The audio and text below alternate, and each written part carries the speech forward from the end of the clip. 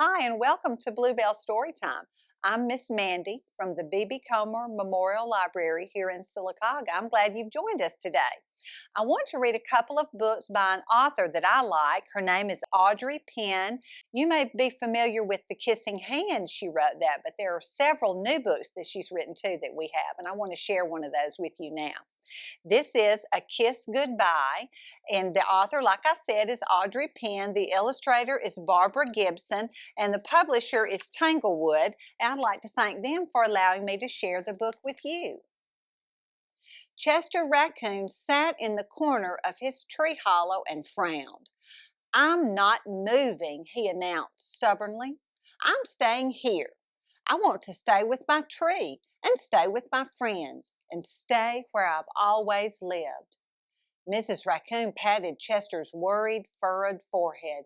"I understand how you feel," she told him in an understanding, motherly voice, "but I'm afraid we all have to move." "But I like it here," whined Chester. "It's my home." "It's my home too," said Mrs. Raccoon, "and Ronnie's. And I know how scary it is to move to a new place. But sometimes, like when you started school and changed classes, you have to do things that are scary and hard at first. I know, maybe you could think of moving as an adventure."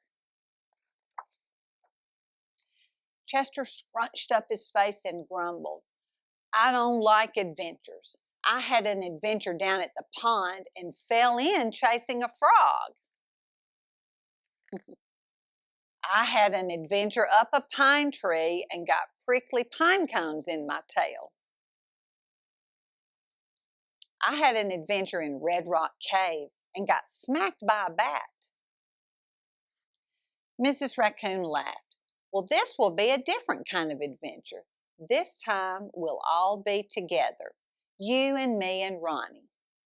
Chester didn't budge. He just sat there with his arms folded and a stubborn expression on his face. "Why do we have to leave our tree anyway?" he wanted to know. "I like this tree. I'm used to it." "A line has been drawn around the trunk," explained Mrs. Raccoon.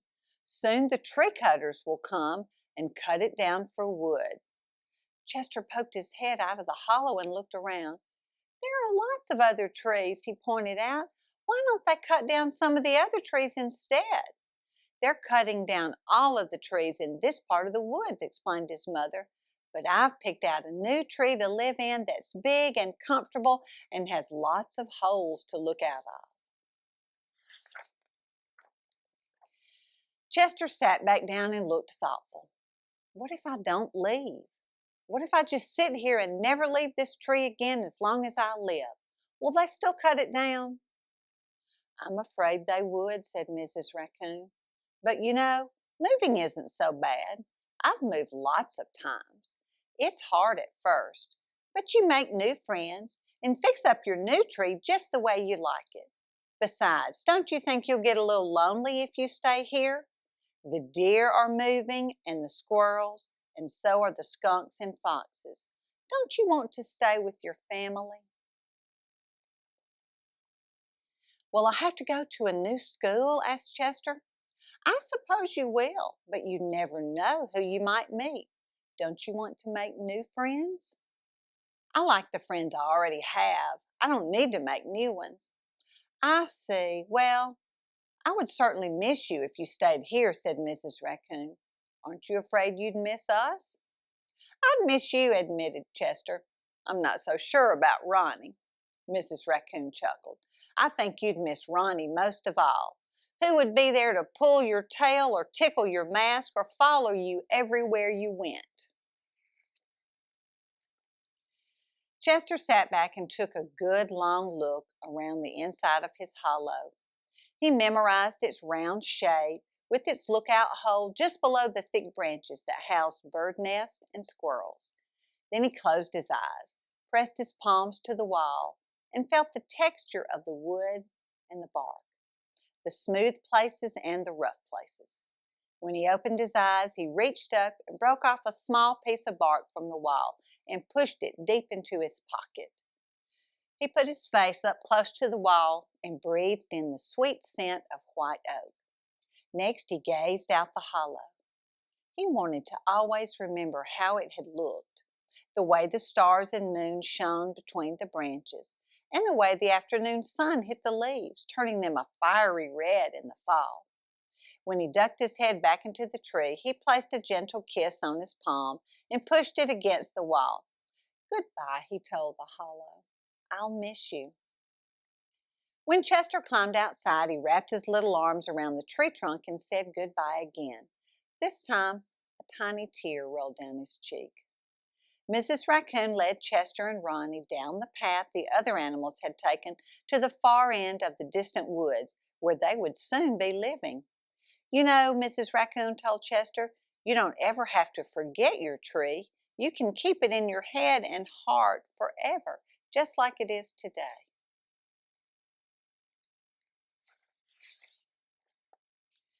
Chester stayed quiet all the way to the far end of the distant woods.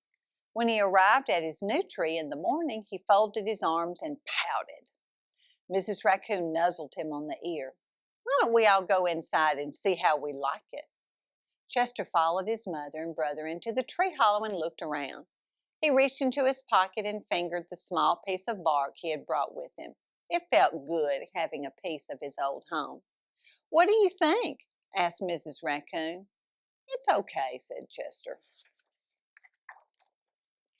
Ronnie looked up at his big brother, saw that he was sad, and climbed onto his lap. Reaching up, he pulled Chester's whiskers and tickled him under his arm. Chester couldn't help but giggle. "I miss my tree," he told Ronnie. "I do too," came a sweet voice from outside. Chester's ears perked up and he popped his head out of the hollow. There, standing at the foot of the tree, was a young raccoon, just about his age. "Hi, I'm Cassie," said the young raccoon.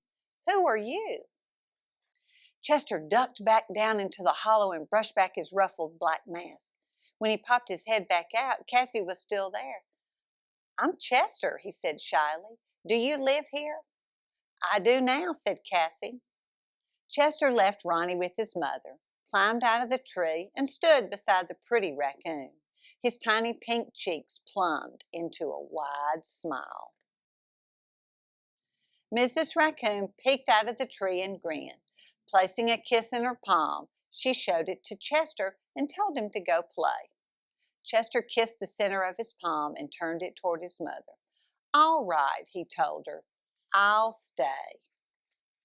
And there they are, Chester and Cassie, eating some grapes. So I think he's already found a new friend. That's wonderful. Now, I want us to do a little poem about raccoons. You know, raccoons have masks and they eat. We're going to find out some of the things they eat in this little poem. And they sleep during the day and they're awake at night. All right, let's see if we can do this. Raccoon, raccoon, up in a tree. Raccoon, raccoon, you can't see me. I guess because of the mask. Raccoon, raccoon, I can see you eating fish and corn and birds' eggs too. Yeah. Raccoon, raccoon, hunting at night. Raccoon, raccoon, sleeps in daylight. All right, let's try that one more time. I think you've got it. Raccoon, raccoon, up in a tree. Raccoon, raccoon, you can't see me. Raccoon, raccoon, I can see you eating fish and corn and birds' eggs too. Raccoon, raccoon, hunting at night. Raccoon, raccoon, sleeps in daylight. All right. I've got another book about more adventures with Chester. This is another book by Audrey Penn. She does a wonderful job of writing books about different things that children will face. The Kissing Hand is about the first day of school. The book I just read, A Kiss Goodbye, is about moving to a new place. She has a lot of different ones. This one is called Chester the Brave, because a lot of times we all face things that we have to do that we're really afraid to, and we're going to learn how to be brave so we can do those things anyway. Chester the Brave by Audrey Penn. The illustrator is Barbara Gibson, and the publisher is Tanglewood. I want to thank them for allowing me to share this book with you. Chester Raccoon sat snuggled in his mother's lap. The last golden rays of sundown shone through their tree hole, and his younger brother Ronnie lay curled up fast asleep on the far side of their hollow. "This is my very best time," Chester told his mother, lifting his eyes to hers. "This is my very best time, too," she told him sweetly. "Do you still want me to tell you about the little robin?" "Yes, please." Well, Mrs. Raccoon began her story.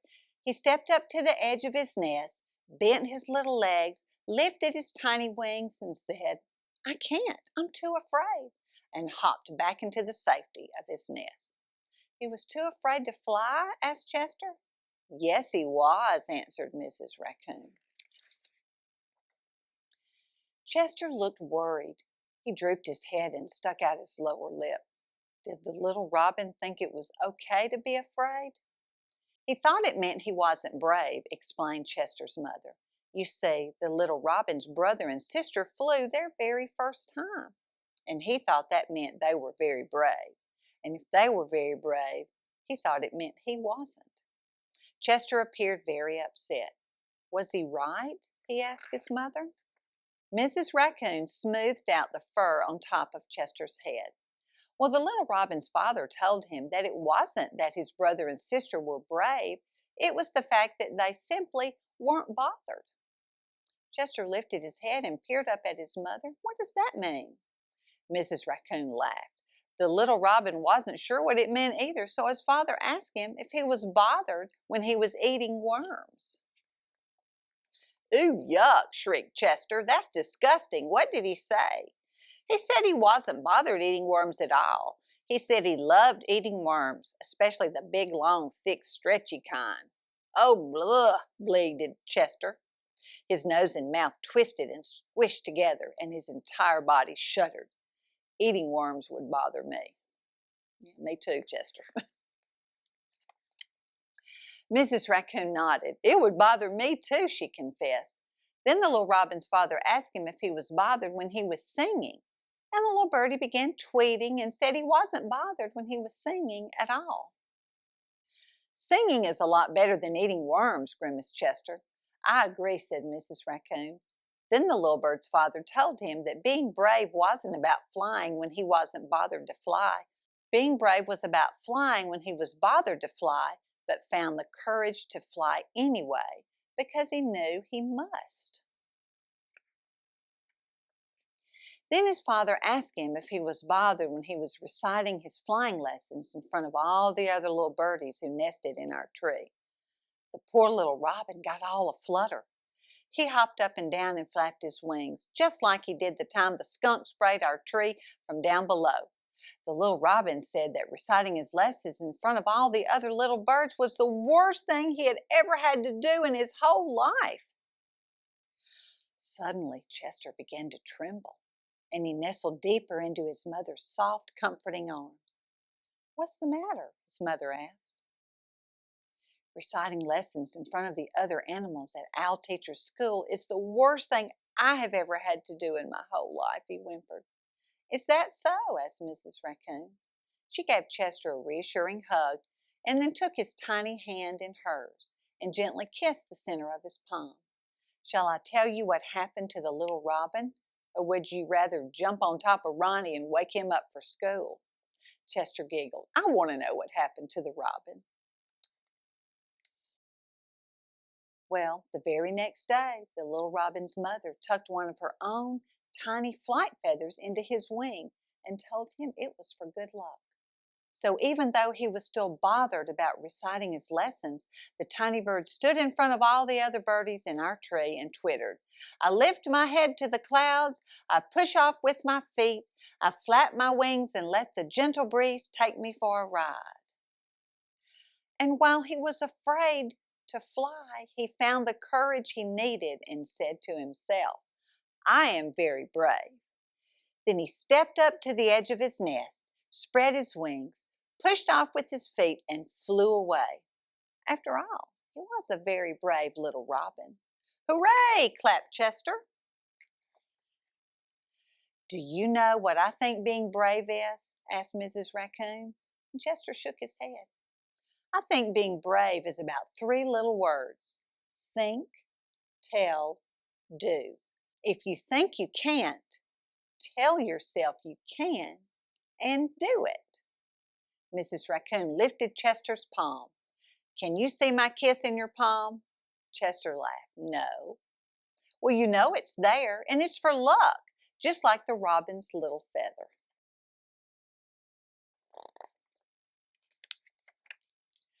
Chester jumped off his mother's lap, bent his knees, opened his arms, and yelled, I am very brave. Then he ran to the other side of the hollow and with a flying leap landed on top of his brother.